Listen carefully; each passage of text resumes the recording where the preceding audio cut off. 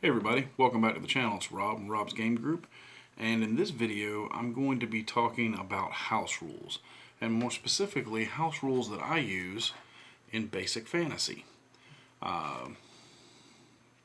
As GMs, a lot of us end up using house rules in our games depending on, it doesn't really matter what the game is.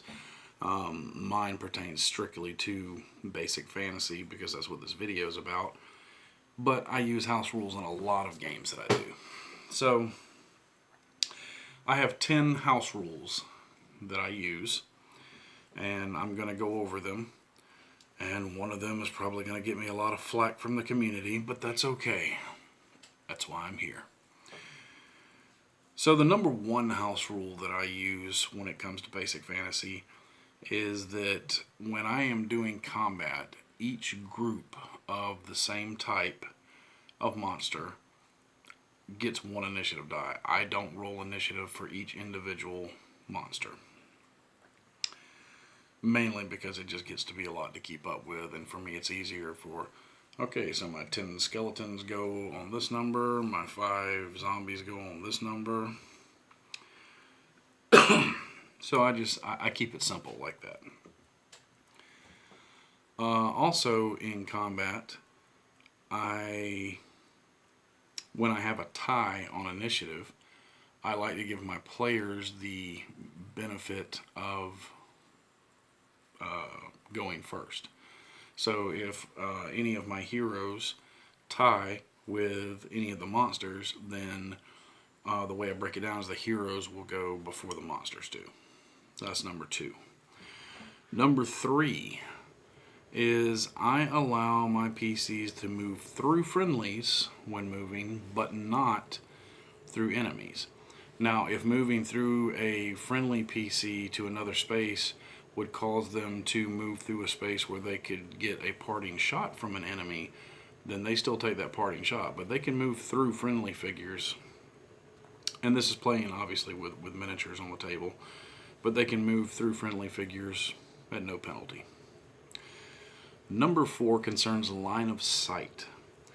Now, line of sight, rules as written in the game, is kind of left up to the GM how they want to do it anyway.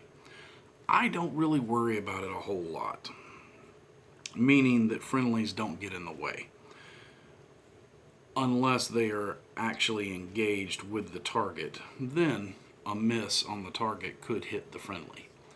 But if I'm the shooter, the target is here, and there's a friendly midway in between us, I'm just assuming that they work as a team and shoot at an appropriate time to where they don't hit their friend. But again, if that friend is engaged with that enemy and they miss the enemy, then they may have to roll to see if they hit their friend instead.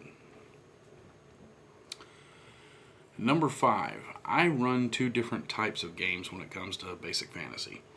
I run a regular adults game for my friends, and then I also run a kids game on Friday nights. I run leveling up by XP for the adults as it is in the book.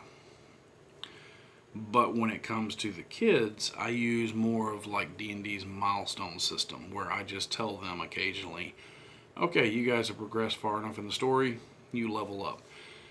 It does keep everybody the same level, and it makes it a little easier on kids because they're not having to keep up with that extra math and understanding why one character is one level, one character is another level.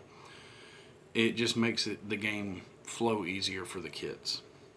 They've got plenty of time to learn about adding up XP. Number 6 on my list. In combat, I allow players to move before or after they take an attack action. But they cannot break up their move like you do in 5th Ed D&D, because that can lead to all kinds of confusing, how much of my movement did I use before I did this? No, you used this much. No, I used that much. Nope. You can move either before or after. I know that Chris runs his games, and rightly so, like any GM, he has the right to do this, where once you attack, you can't move. And that's fine. That's the way he wants to run it. Me, I don't. I like giving the characters the option. They can either move and attack or attack and move. It's up to them how they want to do that. Number 7 is number 7 and 8 are both not really house rules. They're optional rules that are in the rule book, but they're optional rules that I choose to use in my games. So the first one, number 7, would be saving versus death, which is on page 152. And I will read it to you. Because rules as written, or raw, is when you hit 0, you're dead. But there are options in here to give you a chance to hang on a little longer. So I choose the save versus death option, which is the first actual rule alteration is to allow characters reduced to 0 hit points to save versus death ray to avoid death. If the save is failed, the character is immediately dead, just as in the normal rules. If the save is made, the character remains alive for 2d10 rounds. If the character's wounds are bound, or he or she receives magical healing within the time frame, death is averted. The character remains unconscious for the full 2d10 rounds that were rolled, either dying if left untreated, or awakened if his or her wounds were bound. Binding the wounds of a dying character stabilizes him or her at 0 hit points. Non-magical healing will require a full week to restore the first hit point. After this, healing proceeds at its normal rate of 1 per day.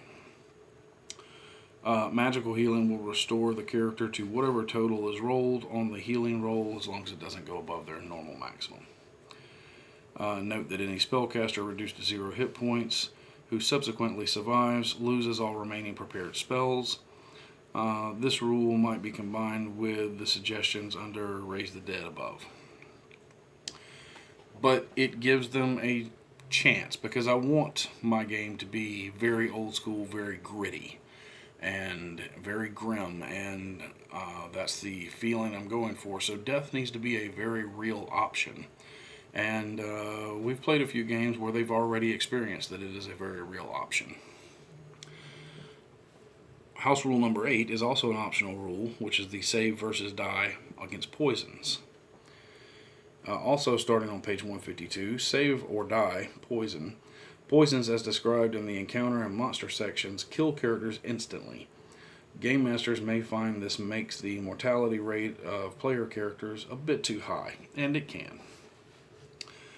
On the other hand, poisons should be scary. Here's an optional rule which will make things a bit easier without entirely removing the fear from poison. So, where a save or die poison is indicated, the victim must make a save versus poison or suffer 1d6 damage per round for 6 rounds. So they got to make 6 of these saves. Making the save doesn't stop it, it just stops you taking damage for that round. Starting the round following the exposure to the poison. This is an average of 21 points of damage, but even a first level character might survive with a combination of luck and healing magic. The GM may create poisons which vary from these figures. Of course, if the negative hit points option is ruled, which I don't use negative hit points, so I just stop right there. But that makes poison still very dangerous and still very deadly without just killing you outright on one bad die roll. Number 9. This is one that I do because it makes my job easier. I allow 1 reroll per session to the player that tracks initiative all night. So I don't have to keep up with initiative. I have a whiteboard with a dry erase marker that I pass down the table to whoever wants to do it that night.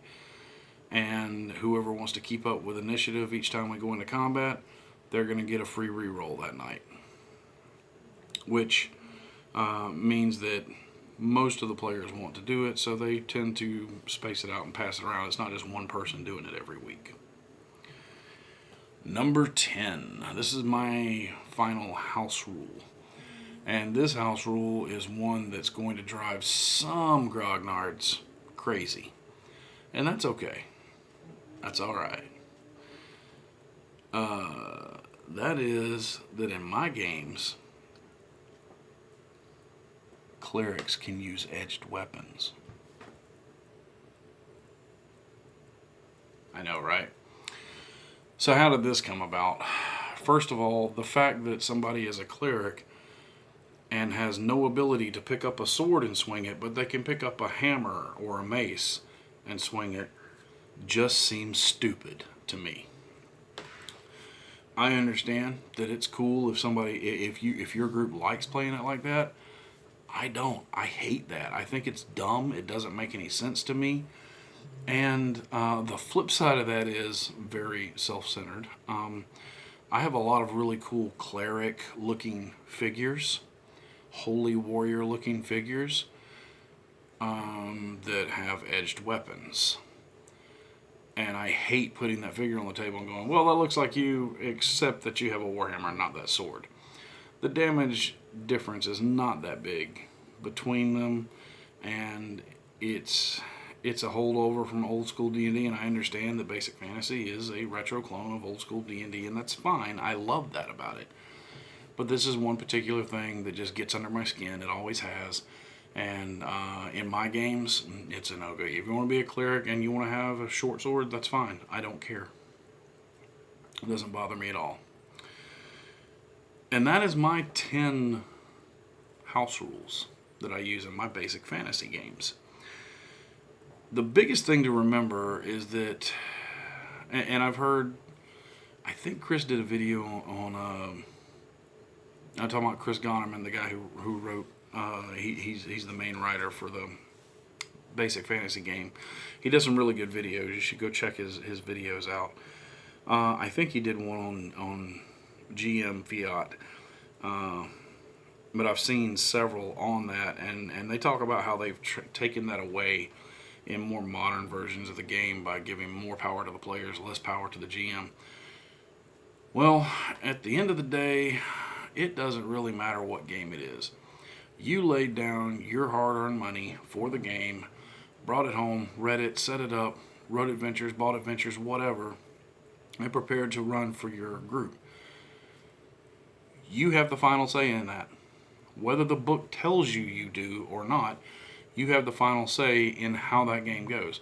Now, that doesn't mean that you get to lord that over the players and use it like, ha, I am God, I can do that. No, it means that you should arbitrate the rules fairly, but your ruling on how you want to do something in the game is final. That's how it is. You bought the game, it's your game, you make the game what you want it to be. That's what house rules are all about. That's one reason that old school D&D is so appealing to me, because it's so very easy to take this out, plug this in, take this out, plug this in, and make the game that I want to make. And you can do the exact same thing. I promise you, the RPG police are not going to come to your house and bang on your door because you're having fun wrong.